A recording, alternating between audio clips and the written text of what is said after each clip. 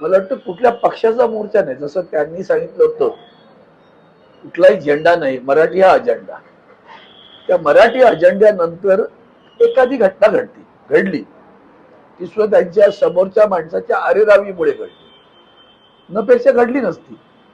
पण ती घडल्यानंतर ज्या पद्धतीनं मराठी माणसाचं उच्चाटनच करायचं जो काही सत्ताधारी पक्षानं डाव मांडलाय.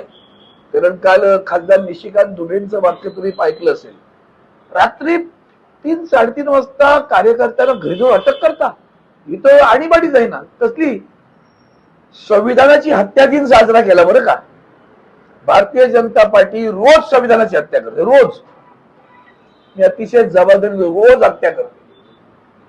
एकच महाराष्ट्रातील जनतेसाठीच विचारतो, गेल्या 3 वर्षात महाराष्ट्रात एकही नगरपालिका, महानगरपालिका, जिल्हा परिषदेची निवडणूक झाली नाही.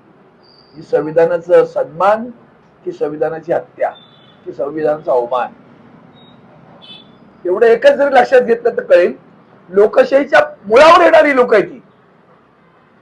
त्यांना वेगळंच, म्हणजे उदाहरणार्थ पहलगाम कसं विसरवायचं हा त्यांचा मूळ अजेंडा असतो.